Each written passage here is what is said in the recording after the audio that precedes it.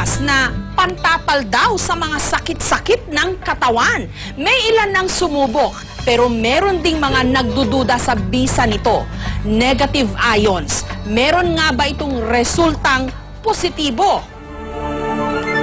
6 na buwan lang si Baby Rupert nung nagkaroon siya ng tinatawag na scalded skin syndrome. Matinding sakit sa balat kung saan namumula at nalalaglag ang balat sa kanyang buong mukha at katawan.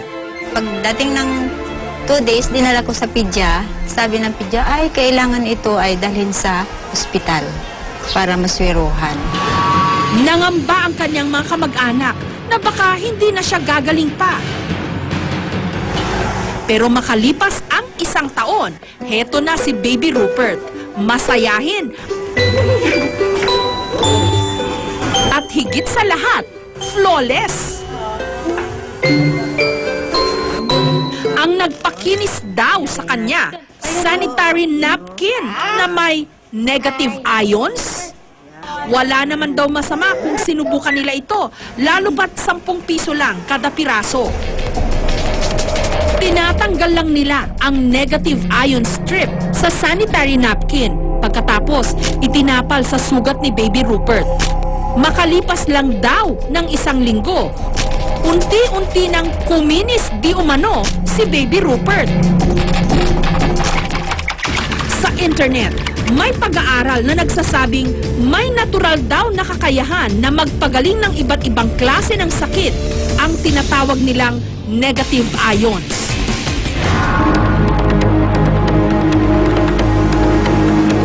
Nagmumula raw ito sa kalikasan mismo, katulad ng waterfalls, dagat,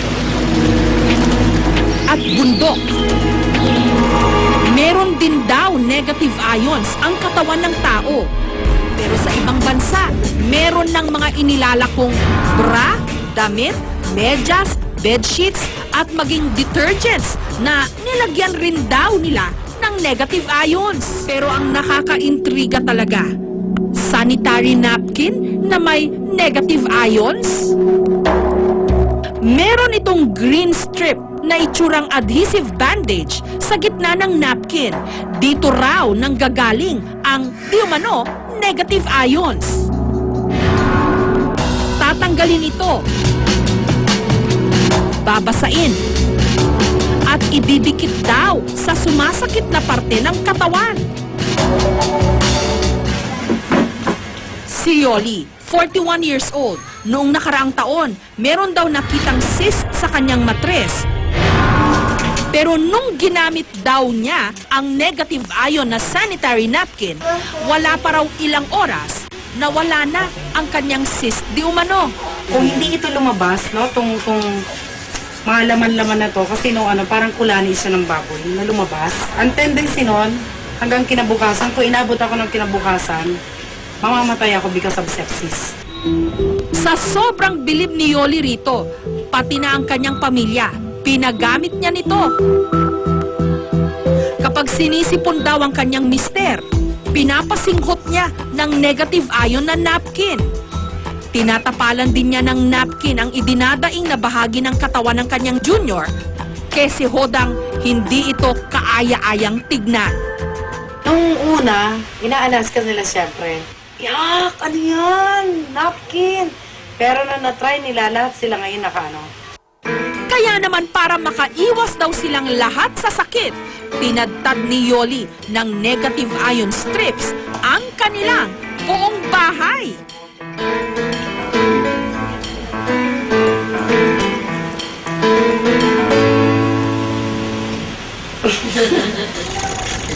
Si Lolo Gregorio naman, 84 years old, nagamot di umano ang kanyang namamagang prostate dahil daw sa araw-araw niyang paggamit ng napkin. Marami kasi nagpayo na nakakatulong yan sa mga may depresya sa prostate.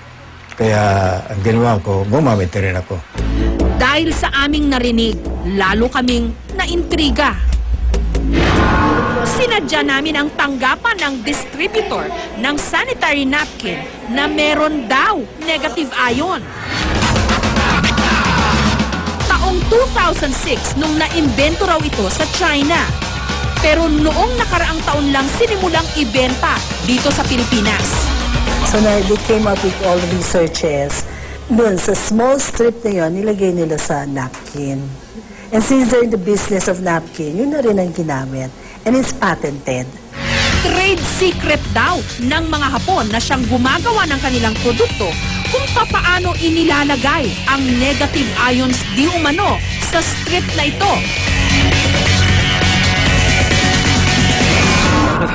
Hindi mo Ipinakita rin nila ang kanilang strength test para raw patunayan na may enerhiya Okay. ang kanilang napkin.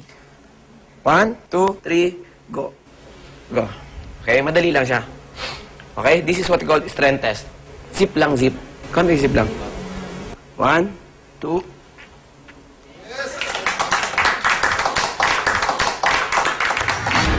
Sa pamamagitan din daw ng paghawak lang sa boteng may negative ion strip, hindi raw tumutumba ang taong dinadantayan ng kamay ng nagdedemo. Okay? 1, 2, 3, go. Pag tinanggal mo, tanggalin mo.